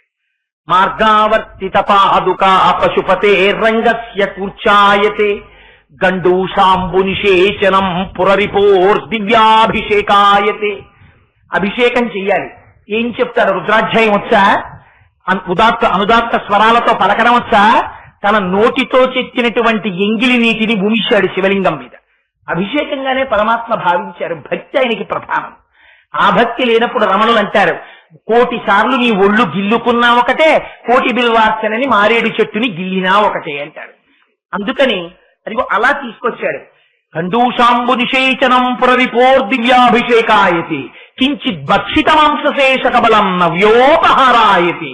తను ఎంగిలి చేసి భూమితో కూడి తెచ్చినటువంటి ఒక మాంసపు ముక్కను అక్కడ పెట్టి శంకరా తినన్నాడు. శంకరుడు తీసుకుని తిన్నాడు. భక్తి కిం నకరోత్యహో వనచరో భక్త్యావతంసాయకే. భక్తికి ఎంత లొంగిపోయావయ్యా? ఈ మాట విని ధూర్జటైతే గుండెలు బాధేసుకున్నాడు కాళహస్తీశ్వర శతకంలో. ఏమయ్యా ఎంగిలి మాంసం మొక్క తినేశావా? నీకు మాంసము వాంఛయేని కరువా, నీ చేత లేడుండగా జోకైనట్టి కుఠారముండ అనలజ్యోతుండ నీరుండగా బాటంబొప్ప ఘటించు పులకన్ భక్షింపక బోయిచే ఇంగిలి మాంసం ఎట్లు చేకొంటివి శివ అని అడిగారు. ఎందుకని? శివానికంత కరువా ఆ మాంసం. మనం ఎవరన్నా పిల్లాన్ని ఎవరైనా తెలుసున్న వాళ్ళు ఇంటికి తీసుకెళ్తే వాళ్ళు పెట్టిన 2 కాజాలు తినేసి ఇంకా పెట్టండి ఇంకా పెట్టండి ఇంకా పెట్టండి అని ఏడిస్తే ఇంట్లో ఉన్న కాజాలన్నీ పెట్టేసినా కూడా తినేసి అన్ని కాజాలు అయిపోయినా కూడా వాడు ఏడుస్తుంటే వాళ్ళు వచ్చి అయ్యో బాబు ఏడవకు మాకు తెలియదు, నువ్వు వచ్చేప్పుడు ఇంకోసారి 2 కేజీల కాజాలు ఈసారి కొనొచ్చుతాం అని చెప్తే సిగ్గుపడి మనం ఇంటికి పిల్లాన్ని తీసుకొచ్చి అంటాం, ఎరా నీకు కరువా, ఇట్లా కాజాల కోసం అలా ఏడిచేవక్కరా అంటాం.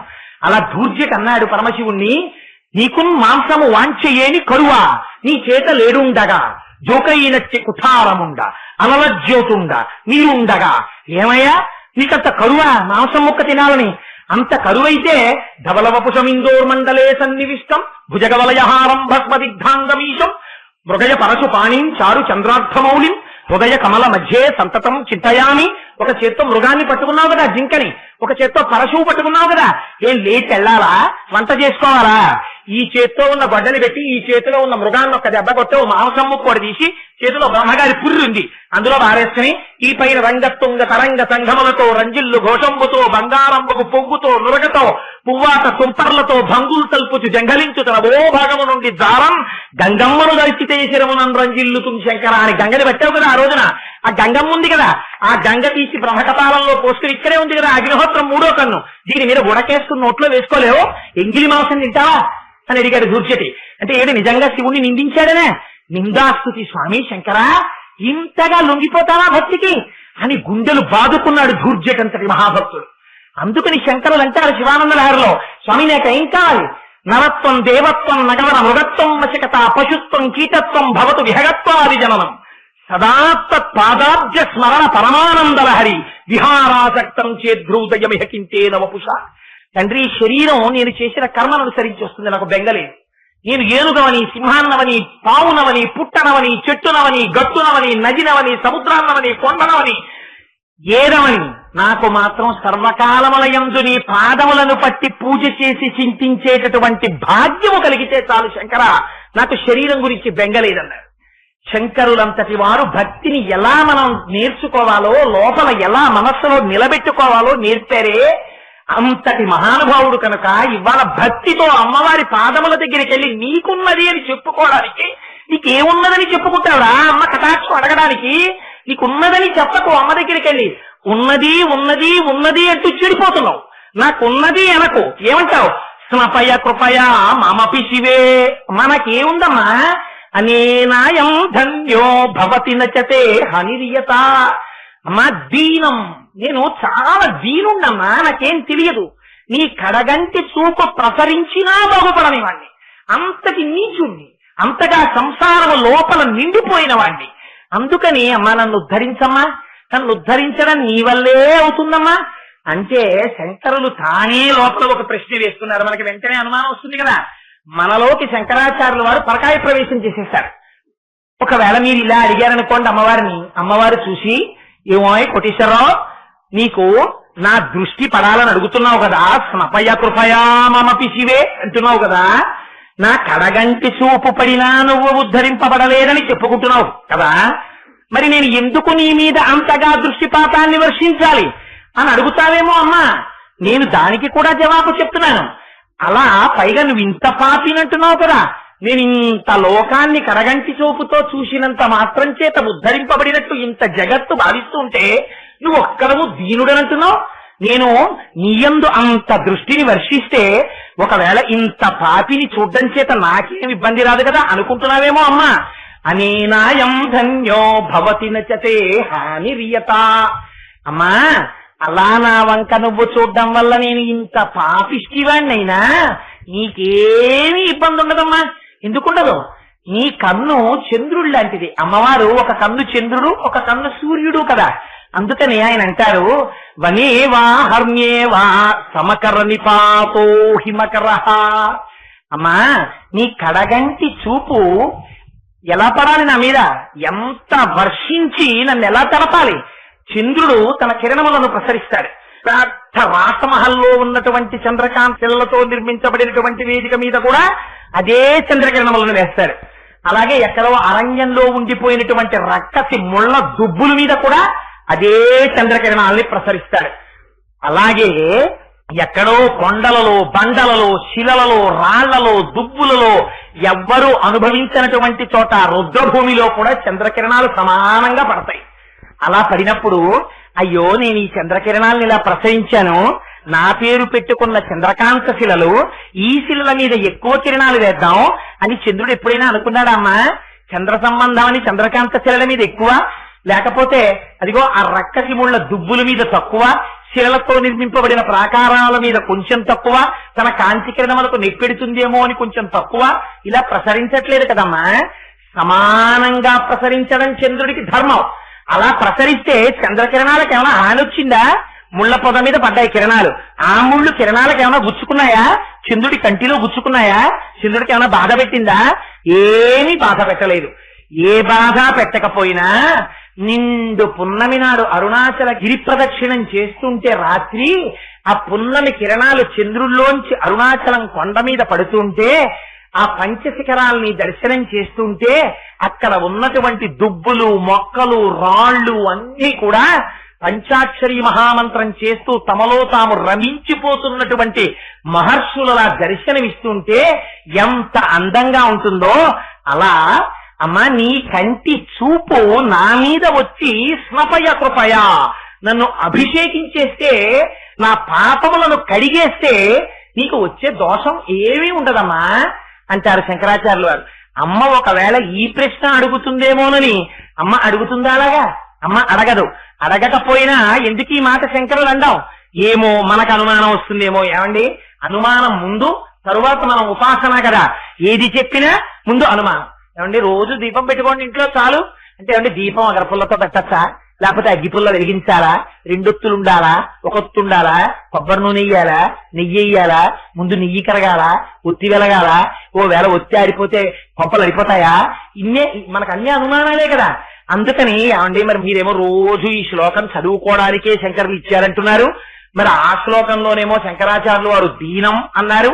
అక్కడి వరకు నేను అంగీకరిస్తాను అనుకోండి, తెరసాట్న నేను దీనున్నే, నిజమే నేను సంసారం అగ్నున్నే, ఇవాళ అమ్మవారిని శ్లోకం చదువుదామంటే ఇంతటి దౌర్భాగ్యుణ్ణి, అమ్మ నా మీద కిరణాలు ప్రసరిస్తుందా, నన్ను చూస్తుందా దయతో అని బెంగ పెట్టుకుంటావేమోనని చంద్రుడితో పోల్చి, ఎందుకని అమ్మకు ఒక కన్ను సూర్యుడు, ఒక కన్ను చంద్రుడు.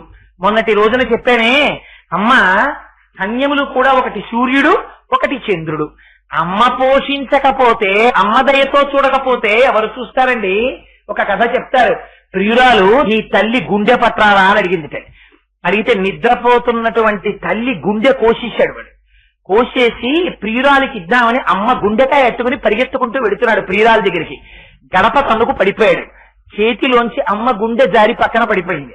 ఆ అమ్మ గుండె లబ్దబ్బని కొట్టుకుంటూ కోసేసి బయటికి తీసేసిన గుండె కింద పడిపోతే, దుర్మార్గుడా కోసేశామని లేదుట, నాన్న దెబ్బ తగిలిందా అందుక. ఇదిరా అమ్మ దయ, ఇది దరదలిత నీలోత్పల రుచా. చంద్రశేఖర పరమాచార్యులు వారు ఒకసారి కంచిపీఠంలో తమిళంలో ప్రసంగం చేశారు. ప్రసంగం చేస్తే దాన్ని భవన్స్ వాళ్ళు ఇంగ్లీష్ లోకి ట్రాన్స్లేట్ చేశారు. అందులో ఎక్కడో ఒకసారి ఒక ప్రస్తావన చేస్తూ ఆయన ఈ మాట వాడారు. అందులో శంకరాచార్యులు వారు ఆ శ్లోకంలో వనే వా హర్మ్యే వా సమకర నిపాతో హిమకరహ అండంలో శంకరాచార్యుల వారి దృష్టిలో ఆ శ్లోకమున వలన వచ్చేటటువంటి ఫలము రహస్యముగా దాచారు అన్నారు.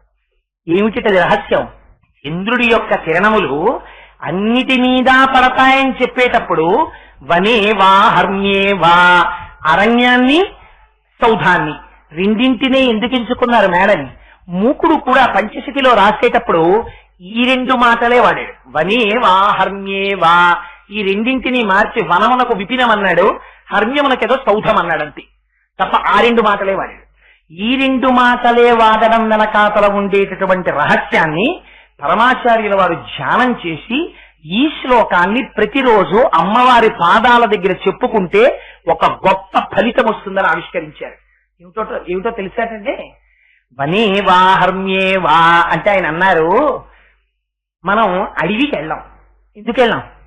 ఎవరైనా ఊళ్ళో ఇల్లు కట్టుకుంటారు కానీ, కోటేశ్వరాలు మీకు దండకారణ్యంలో 500 గజాల స్థలం బ్రహ్మాండమైంది ఏర్పాటు చేశామండి, మీకు పాలరాతి మేడ కడతాం అక్కడ, అందులో ఉంటారా అని అడిగారు అనుకోండి, బాబు 150 రూపాయలు ఇచ్చి పూరిపాకలో ఉంటాను కానీ దండకారణ్యంలో నేను ఎందుకు ఉంటానండి అంటాడు. సుందరకాండలో వాల్మీకి మహర్షి చాలా అందంగా మాట్లాడతారులేండి. అందులో మాట్లాడుతూ ఆయన అంటారు, సంకల్ప వృక్ష ప్రతిమో వసంత యువమూర్తిమా అన్నారు, శ్మశాన చైత్య ప్రతిమో భూషితోపి భయంకర అన్నారు. రావణాసురుడు అన్ని ఆహారాలు వేసుకుని అమ్మవారి దగ్గరికి వస్తే చూడ్డానికి ఎలా ఉన్నట్ట, ఇన్ని హారాలు వేసుకున్న శ్మశానంలో కట్టినటువంటి భవంతిలో ఉన్నట్టు వాడు. ఎవడుంటాడు అందులోకి వెళ్ళి? వీడి దగ్గరికి వచ్చేవాళ్ళు ఎవరు ఉండరు. ఎందుకని? వాడి దగ్గరికి వెళ్ళాలంటే వాడంత భయంకరమైనటువంటి మనిషి. అలా ఎవరైనా అరణ్యంలో ఉంటారా? వనమునందు ఉండరు. ఎందుకుండరు? వనం అంటే భయం కనుక. అక్కడ మన శరీరమును కబళించేటటువంటివి ఉంటాయనేటటువంటి భయం. శరీరమునందు ప్రీతి చేత అక్కడ క్రూర మృగాలుంటాయి, ఏదో తేళ్లుంటాయి, జర్రీలుంటాయి, పావులుంటాయి. అబ్బో అడవిలో ఎక్కడుంటామండి. అందుకే సాధారణంగా నానుడు ఏమనొస్తుంది, ఆయన ఎక్కడ కట్టాడో తెలిసండి ఇల్లు, కాకినాడలో ఉన్నాను అంటారు కానీ అడవిలో కట్టాడు ఇల్లు తీసుకెళ్లి అంటారు. అడవిలో కట్టాడంటే ఏంటి? పాప ఆయన స్థలాలు కొనుక్కోలేక ఊళ్ళో ఎక్కడో ఊరు చివరి ఎక్కడో లేఅవుట్ చేస్తే అందులో ఒక్కడో ముందు కట్టుకుని హెచ్బిఏ కొంచెం కలిసి వస్తుందని కాస్త రిటైర్ అయిపోయే లోపల ఇన్స్టాల్మెంట్ తక్కువ పడుతుందని అక్కడ కట్టుకున్నాడు ఇల్లు, అడవిలో కట్టాడంటారు. అందుకని అడవి అంటే ఏమిటి? అడవి భయమునకు సూచన. సంసారుల యొక్క దృష్టిలో శ్లోకం ఎవరి దృష్టితో రాశారు? సంసార మగ్నుడైన వాడు అమ్మ యొక్క దృష్టిని అపేక్షించడానికి, అమ్మవారి యొక్క దృష్టి తన మీద పడాలని అడగడం ఎలాగో మనకి చేత కాదని మన చేత చెప్పించడానికి మామకి శివే అని వాడి శంకరులు భిక్ష పెడితే ఆ శ్లోకాన్ని, దానికి ఫలమేమిటి రావాలి? వనే వా ఆ భయాన్ని. ఇప్పటి వరకు ఉన్నటువంటి భయం ఏదుందో ఆ భయమునకంతటికీ కారణం ఏమిటి? శరీరమునందు అపారమైన తాదాత్మ్యత. ఇందాక వారు అన్నారే, ప్రపంచములో రెండున్నాయి అనేటటువంటి అజ్ఞానము. ఈ అజ్ఞానము పోయిందా? హర్మ్యేవా. ఒకసారి అజ్ఞానం పోయిందనుకోండి, పోతే ఏమవుతుంది? అలా కాకుండా సంసారమగ్నుడై హర్మ్యములో ఉన్నటువంటి వాడికి కేవలము కోరిక చేత సుఖము దుఃఖము. అందుకే అమ్మవారి చేతిలో పట్టుకునేటప్పుడు ఎప్పుడు కూడా ఆ రాగస్వరూప పాశాధ్యాక్రోధాకార అంకుశోజ్వల మనో రూపేక్షుకోదండా పంచతన్మాత్రసాయక ఆ నాలుగే పట్టుకుంటుంది ఎక్కడ పట్టుకున్నా. ఎవరికి జ్ఞానం కలిగినటువంటి వారికి అమ్మ దర్శనం ఇవ్వనివ్వండి, ఆ నాలుగిటితోటే దర్శనం ఇస్తుంది. మొన్న చెప్పా, ఈ 4 మన్మధుడి చేతిలోకి వెళ్ళాయా పతనావస్థకి తీసుకెళ్తాడు, ఈ 4 అమ్మవారి చేతిలోకి వచ్చాయా జ్ఞానం వైపుకి తీసుకెళ్లిపోతుంది. ఎవరికి దర్శనం అవనివ్వండి అమ్మవారిని, ఇదే చెప్తారు శ్లోకం. కాళిదాసు గారికి అమ్మవారి దర్శనం ఇచ్చింది. వెంటనే వారు ఏమన్నారు? మాణిక్య వీణాం ఉపలాలయంతి మదాలసాం మంజుల వగ్విలాసాం మహేంద్ర నీలజ్యుతి కోమలాంగి మతంగ కన్యాం మనసా స్మరామి చతుర్భుజే చంద్రకళావతంసే కుచోన్నతే కుంకుమరాగశోణి పుండ్రేక్షుపాశాంకుశ పుష్పబాణహస్తే నమస్తే జగదేకమాత. ఆ 4 ఆ 4 ఆయుధాలతోనే కనబడుతుంది. ఎందుకని? రాగాన్ని ద్వేషాన్ని తీసి మనస్సుని లయం చేసి తన పాదముల వైపుకి తిప్పుకుని శివజ్ఞానమిచ్చి శివునిలో కలుపుతోంది కనుక ఇది అమ్మవారి యొక్క దయ. అందుకని ఒకసారి జ్ఞానం వచ్చిందా వాడు హర్మ్యములో, అంతకుముందు హర్మ్యంలో ఉండడం, సంసారంలో ఉండడం. ఇప్పుడు వాడు హర్మ్యములో ఉన్నా అమ్మవారి అనుగ్రహం కలిగిందా, భక్తి చేత జ్ఞానం వచ్చిందా, వాడు హర్మ్యములో ఉన్నా వనములో ఉన్నా వాడు నిర్భయమైనటువంటి స్థితిని పొందుతాడు. నిర్భయమైనటువంటి స్థితిని పొందడమే అద్వైతమైనటువంటి స్థితిలోకి ప్రవేశించడం. అందుకని అలా ప్రవేశపెట్టగలిగినటువంటి స్థితి భక్తితో నువ్వు కూర్చొని ప్రార్థన చేస్తే అనభక్తి చేత ప్రీతి చెందిన అమ్మవారు యోగ్యతాయోగ్యతలను విచారించక నిర్హేతుకమైన కృపని జ్ఞానముగా వర్షిస్తే ఆనాడు నువ్వు ఆ స్థితిని పొంది అద్వైతానుభూతిని పొంది ఆ అమృతత్వమును పొందగలవు అని చెప్పడానికి శంకరులు ప్రార్థనా శ్లోకంలో చెప్పి దీనికి ఫలస్థుతి చెబితే ఈ ఫలం వస్తుంది అని వారి నోటి వెంట అంటే అమ్మవారు నిర్హేతుకంగా ఇవ్వవలసినటువంటి ఫలాన్ని కేవలం అంటే వస్తోంది అని చెప్పకూడదు కనుక అది మీ మనస్సు నిలబడడం ప్రధానంగా ఉంటుంది. కేవలం వెళ్లి చెప్పడం రిచువలిస్టిక్ అంటారు ఇంగ్లీష్ లో. తంతు రమణ మహర్షి అద్వైత స్థితిలో ఉండేటటువంటి అనుభవాన్ని అద్వైత స్థితిలో లేకపోవడాన్ని వెంటనే చూపిస్తుండేవారు. రమణ మహర్షి ఆశ్రమంలో మామిడి చెట్లు ఉండేవి, ఇప్పటికీ ఉన్నాయి. అంటే రమణులు లోపల కూర్చున్నారు, వసంతకాలం వచ్చింది, చక్కటి మామిడి పళ్ళు పండి. ఎవరో అన్నారు, ఏమండి ఇవాళ భోజనాల్లో మామిడి పళ్ళు వడ్డిద్దాం, చెట్లకి మామిడి పళ్ళు ఉన్నాయి, భగవాన్ పళ్ళు కొయ్యమంటారా అని అడిగారు. అడిగితే మహర్షి అన్నారు కొయ్యండి అన్నారు. అంటే వాళ్ళు వచ్చి గబగబా పెద్ద పెద్ద కర్రలు పట్టుకొచ్చి కింద అప్పటికప్పుడు కొయ్యడానికి ఏం లేవు, అందుకని ఒక గోనె సంచి ఇద్దరు కలిసి ఇలా పడుతున్నారు, కర్ర పెట్టి కొడుతున్నారు పండుని. ఆ పండు తెగి పడితే కింద పడితే తగిలిపోతుంది కనుక గోనె సంచిలో పడితే తీసి భోజనంలో వడ్డిస్తారు. పడుతున్నాయి మామిడి పళ్ళు. పడుతుంటే ఈ దెబ్బలు ఎవరికి తగులుతున్నాయి? కొమ్మలకి తగులుతున్నాయి, ఆకులు రాలుతున్నాయి. వీళ్ళందరూ ఎవరు? వీళ్ళందరూ మహాజ్ఞాని అయినటువంటి రమణ మహర్షిని విడిచిపెట్టకుండా తిరుగుతున్న వాళ్ళు. పరుగు పరుగున రమణులు బయటికి వచ్చారు. బయటికి వచ్చి కళ్ళడిల్లిపోయి కళ్ళ నీళ్లు పెట్టుకుని పళ్ళిచ్చిన పాపానికి చెట్టుని కొడుతున్నారా? ఆ చెట్టు ఎంత బాధపడుతుందో ఆలోచించారా? దాని ఆకులు రాలిపోతున్నాయి. మిమ్మల్ని ఎడా పెడా కొడుతున్నప్పుడు మీ చెవులకు పెట్టుకున్న ఆభరణాలు, మీ మొక్కుకు పెట్టుకున్న ముక్కు పుడక, మీ చేతులకు వేసుకున్నటువంటి ఆభరణాలు ఇవన్నీ రాలిపోయేటట్టు కొడుతుంటే మీకు ఎంత బాధగా ఉంటుంది. ఆ బాధ మీకు అనిపించట్లా చెట్టును చూస్తుంటే? ఎందుకలా చెట్టును కొడతారు? పళ్ళిచ్చిన పాపానికి చెట్టును కొడతారా? కొట్టకండి చెట్టును, అసలు ఆ పళ్ళు పోయకండి అన్న. ఎందుకంత కోపం రమణులకి? ఎందుకంత కోపం వచ్చింది? జ్ఞాని అంతటా బ్రహ్మమును చూడగలరు, చెట్టులో కూడా బ్రహ్మమును చూడగలరు. మనము చేస్తాం అభిషేకం. నమ సోమాయిత రుద్రాయిత నమ తామ్రాయిత అరుణాయిత నమ శంగాయిత పశుపతయేత నమ ఉగ్రాయిత భీమాయిత నమో అగ్రే వదాయిత దూరే వదాయిత నమో హంత్రేత హనీయతైత నమో వృక్షేభ్యో హరికేశేభ్యో నమ తారాయ నమ శంభవేత మయోభవేత నమ శంకరాయత మయస్కరాయత నమ శివాయత శివతరాయత అంటాడు. కానీ నువ్వు చూడగలిగిన కన్నేది నీకు? నోరు వచ్చు కనుక రుద్రం పలికేస్తోంది. కానీ హరికేశాయోపవీతి మే పుష్టానాం పతయే నమో నమో కలపడేటటువంటి చెట్ల యొక్క కొమ్మలకున్న ఆకులలోని ఆకుపచ్చతనంలో బ్రహ్మమును దర్శించగలుగుతున్నావా? దర్శించలేకపోతున్నావు. ఈ కనపడేటటువంటి సమస్త జగత్తు యందు బ్రహ్మమును దర్శించగలిగిన నాడు నువ్వు ఎవరికి అపకారం చెయ్యగలవు? ఆ బ్రహ్మము నీకన్నా భిన్నమై లేదు. ఒక్కటై ఉన్నటువంటి వాడికి ఇంకా భయం ఎక్కడుంటుంది? అందుకే రమణులు అంటారు, చెరుకు కర్ర తీసుకెళ్లి కత్తితో నరికినా, మరలో పెట్టి తిప్పినా, పళ్ళ మధ్య పెట్టి కురికినా తీయటి రసం వస్తుంది తప్ప చెరుకు కర్రలోంచి రక్తము రాదు అంటారు. జ్ఞాని శరీరము ఖేదము పొందుతున్నా అంతటా బ్రహ్మమును చూసి బ్రహ్మమునందు అనుభవాన్ని పొందుతున్న వాడికి శరీరము పొందుతున్న ఖేదముతో తాదాత్మ్యం ఎక్కడిది? అద్వైతము నోటితో చెప్పేది కాదు. కేవలము నోటితో చెప్పిన వాళ్ళందరూ అద్వైతాన్ని తెలుసుకున్న వాళ్ళైతే అంతకన్నా హాస్యంతో కూడుకున్న విషయం ఇంకొకటి లేదు. అద్వైతము కేవలము అనుభూతి. రెండు కానిదిగా సర్వకాలముల యందు ఒకటైన బ్రహ్మమునందు తాను రమించగలిగినటువంటి స్థితి కలిగితే పానీయంబులు త్రాగుతున్ కుడుచుతున్ భాషించుతున్ హాతలీలా నిద్రాదులు చేయుతున్ తిరుగుతున్ లక్షించుతున్ సంతత శ్రీనారాయణ పాదపద్మ యుగలి చింతామృతాస్వాద సంధానుండై సురారి సుటుడే మరచన్ అలా మరిచిపోయి అంతటా ఏం చేస్తున్నా ఎప్పుడు బ్రహ్మాన్ని దర్శనం చేస్తూ అబ్బా అబ్బా అబ్బా అబ్బా అని ఆనందపడిపోతూ తాను బ్రహ్మముగా నిలబడిపోగలిగినటువంటి స్థితి కలిగినటువంటి వ్యక్తికి అసలు నోరు విప్పి మాట మాట్లాడవలసినటువంటి అగత్యమే ఉండదు. ఎందుకంటే తాను రాశీభూతమైన ఆనందము కనుక. ఇది నువ్వు ఎన్ని గ్రంథములు చదివినా వచ్చేది కాదు. ఎక్కడి నుంచి వస్తుంది? ఇది కేవలం అమ్మవారి అనుగ్రహం చేత మాత్రమే వస్తుంది. అనుగ్రహం ఎప్పుడు వస్తుంది? నువ్వు భక్తితో కూర్చున్నప్పుడు వస్తుంది. ఆ భక్తి వరకు నేను మార్గం చెప్తా. జ్ఞానము తల్లి యొక్క అనుగ్రహము. అందుకని వనేవా హర్మ్యేవా సమకర నిపాతో హిమకర. ఇది ప్రమాణం.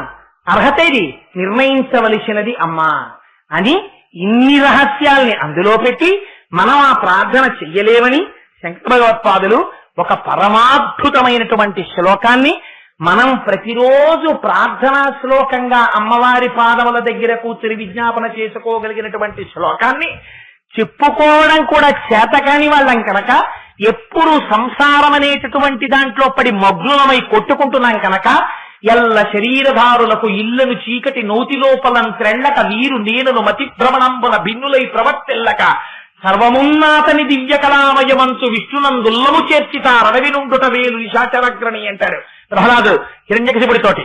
అందుకని అదిగో మనం సంసారం అనేటటువంటి చీకటి నూతిలో పడి కొట్టుకుంటున్న వాళ్ళం కనుక అసలు అమ్మ అంత దయతో కూడుకున్న అమ్మ అన్న విషయం జన్మనిచ్చిన అమ్మనే చూడటం లేదు కదా. అంటే మీ వంటి వారిని కాదు మహాప్రభు, నా వంటి దురాత్ముడి గురించి చెప్పుకుంటున్నానంతే. మా అమ్మకి నేనన్నం పెడుతున్నానన్నవాడే కానీ అమ్మ చేతి అన్నం తినే అదృష్టం నాకు ఇంకా దొరికిందండి భగవంతుడి యొక్క కృప వల్ల అని మాట మాట్లాడగలిగినటువంటి అనుభూతిని పొందుతున్న వాళ్ళు ఎంతమంది ఉన్నారు. మా అమ్మగారు నాన్నగారు పెద్దవారు అయిపోయారండి. అమ్మగారిని నాన్నగారిని ఇద్దరు అన్నదమ్మలం 6 నెలలు ఇద్దరం ఉంచుకుంటూ ఉంటాం. 6 నెలలు మా తమ్ముడి దగ్గర అయిపోయింది. మా అమ్మ నాన్నగారు వస్తున్నారు. నా దురదృష్టం ఏంటంటే కాంట్రాక్ట్ వచ్చాక ఆయన ఇక్కడికి వస్తున్నాడు, ఇక్కడైతే ఆపరేషన్ చేయించుకోవచ్చని ఎన్నని నేను పడతానండి అని వచ్చి వీడి ఇక్కడ కూర్చుని చెప్తాడు. ఇతరమైన విషయములన్నింటికీ వీడి దగ్గర డబ్బు ఉంటుంది. తెల్లవారి లేస్తే నీ యొక్క సంక్షేమాన్ని కోరుకోవడం తప్ప ఇంకోటి తెలియని అమ్మ. ఆ అమ్మకి పచ్చడన్నం నేను పెడుతున్నానంటాడు. సిగ్గుపడిపోతుందండి నిజంగా. అమ్మతనం అంటే అందుకే మొన్న చెప్పాను నేను మీకు, అమ్మ అన్నం తినడాన్ని సౌందర్యలహరిలో శంకరాచార్యులు వారు చెప్పలా. నివృచ్చై చండాంశ త్రిపురహర నిర్మాల్య విముఖై, శివుడు తినడం చెప్తారు. అమ్మ తాంబూలం వేసుకుంటుంది. అమ్మ తినడం అంటే పిల్లలు తినడం, అమ్మ తినడం. ఎవరైనా మీరు చూడండి, ఇది అందరికీ అనుభవైక వేద్యం. తల్లులందరికీ పిల్లలు అమ్మ జంతికలు వేస్తూ ఉంటుంది. పిల్లలందరినీ పిలిచి అందరికీ తలకో జంతిక పెడుతుంది, వేడి జంతికలు. వీళ్ళు కూర్చుని అవన్నీ నలిపేసి పరపర పరపర పరపర తినేస్తారు. మళ్ళీ రెండో వాయి వేసి మళ్ళీ ఒక్కొక్క జంతిక పెడుతుంది. పెట్టేసిన తర్వాత అమ్మ చాలా బాగున్నాయమ్మా, చాలా బాగున్నాయమ్మా అని తినేస్తాడు. తినేసిన తర్వాత ఇంత పిండి ముద్దు ఉంటుంది గిన్నెలో. ఉన్నాక అందులో ఎవడో ఒక యోగ్యుడైన సంస్కార బలం ఉన్న కొడుకు అంటాడు, అమ్మా మేము ఇన్ని జంతికలు తినేసాం, ఇంక ఇంతే పిండి ఉంది, అమ్మ నువ్వు తినలేదమ్మా అంటాడు. అంటే అమ్మ అంటుంది, నాన్న నా కడుపు నిండిపోయిందిరా అంటుంది. అదేంటమ్మా నువ్వు తినలేదు కదమ్మా, నీకు ఎలా నిండిపోయిందమ్మా అంటాడు కొడుకు. నాన్న మీ అందరూ తిని సంతోషిస్తే నేను తిన్నట్టు కదా, నా కడుపు నిండిపోయిందిరా అంటుంది. అమ్మ కడుపు నిండడం మీ ప్రేమ చేత నిండుతుంది. ఇది పరమభక్తి. లౌకికమైన అమ్మకే అంత ప్రేమ ఉంటే ఆ అమ్మ ఇన్ని బ్రహ్మాండములను కన్నా అమ్మ, ఆ అమ్మ పాదాల దగ్గర కూర్చుని అయ్యో అమ్మా నేను ఇలాంటి వాడిని అమ్మా ఒక్కసారి చూడమ్మా అనడం కూడా మనకి రావట్లేదని మనయందు దయతో శంకరులు మన కోసమని మామపి శివే అంటూ ఇచ్చిన పరమ పవిత్రమైన శ్లోక రూప అమృత గుళిక. అందుకని కానీ ఇంకా ఇవాళ మళ్ళీ వేరొక శ్లోకాన్ని ప్రారంభించేస్తే పూర్తి చేసేటప్పటికి మీ అందరికీ ఇళ్లకి వెళ్ళడం కొంచెం క్లేశం అయిపోతుంది. కాబట్టి నేను రేపటి రోజున మళ్ళీ వేరొక శ్లోకాన్ని విజ్ఞాపన చేస్తాను. ఇవాళ బ్రహ్మశ్రీ గరికపాటి నరసింహారావు గారు వచ్చి ఇక్కడ కూర్చోవడమే నా దృష్టిలో అమ్మవారు వచ్చి కూర్చుని విన్నట్టు. ఆవిడ కావ్యాలాప వినోదిని కదా, అవతలవాడు చెప్పగలిగిన సమర్థుడా అని అమ్మ చూడదు. అమ్మ ఏం చేస్తుంది, స్తోతారం తముశంతి దేవి కవయో యోగిస్ఫుర్ణీతే గుణాం స్తోతవ్యస్య తతస్థతే స్తుతిదురా మయ్యేవ విశ్రామ్యతి యస్మాత్ తస్మదమర్షదీయ ఫణితి స్వీకార తస్యే గుణాః క్షాంత్యౌదార్య దయాదయో భగవతి స్వంప్రస్తు వీరాన్ తథాన్ అంటారు పరాశర భట్టర్లు శ్రీగుణరత్న కోశంలో. మనకేమొచ్చమ్మా నీ గురించి మాట్లాడడం, నాకేం చేత కాదు. అయినా నేను 4 మాటలు చెప్తుంటే అందులో ఒప్పులున్నా తప్పులున్నా అయ్యో నా బిడ్డడు నా గురించి చెప్తున్నాడని అంత వ్యాకరణం నేర్చుకున్న మహాపండితుడైనటువంటి వాడు వచ్చి 2 చెవులు పట్టుకుని తండ్రి గారి దగ్గర ప్రవర చెప్పుకుని పాదాలు పట్టి నమస్కారం చేసి కూర్చుని వ్యాకరణ శాస్త్రం నేర్చుకుంటున్న కొడుకుని చూసి మురిసిపోయిన తండ్రి కన్నా వచ్చిరాని మాటలతో మహాపండితుడైన తండ్రి దగ్గరికి వచ్చి నాన్న నాన్న ఇలా చూడు అని ఏకవచనం ప్రయోగం చేసినటువంటి కొడుకుని చూసి మురిసిపోయినటువంటి తండ్రి తొడ మీద కూర్చోబెట్టుకున్నట్టు వచ్చిరాని మాటలతో చెప్పేటటువంటి నా మాటలను స్వీకరించడంలో నీ దయా నీ కారుణ్యం బయటికి వచ్చాయమ్మా, నా ప్రజ్ఞ ఉందంటారు పరాశర భట్టర్లు. అందుచేత ఇదిగో అటువంటి తల్లి కనుక ఇంత ధైర్యంతో కూర్చుని 4 మాటలు చెప్పగలుగుతున్నాం. ఆ అమ్మే ఇవాళ కావ్యాలాప వినోదిని కనుక తన భక్తులైన వారు చెప్తున్నటువంటి మాటలు విని మురిసిపోయేటటువంటి తత్వమున్న అమ్మ కనుక అమ్మగా వచ్చి ఇక్కడ కూర్చుంటే మనం హడిలిపోతామేమోనని సాక్షాత్తుగా దానికి తగినటువంటి ఉపాధిలో మాత్రమే రావాలి కనుక ఇంత కాకినాడ పట్టణం ఉన్నా అలా కూర్చుని తల ఆడించడానికి బ్రహ్మశ్రీ గరికపాటి నరసింహారావు గారు అనబడేటటువంటి శరీరమే యోగ్యమైనదని ఆయన రూపంలో అమ్మవారి ఇవ్వాలొచ్చింది. అందుకని వారిని అమ్మవారిగానే నేను సంభావిస్తూ ఆయన పాదములకు సాంజలి బంధకంగా శిరస్సు తాటించి పునః నమస్కరిస్తూ మంగళాశాసనపరై మదాచార్య పురోగమై సర్వైశ్చ పూర్వైరాచార్యై తత్కృతాయాస్తు మంగళం. మంగళం కోసలేంద్రాయ మహనీయ గుణాత్మనే చక్రవర్తి తనూజాయ సర్వభౌమాయ మంగళం.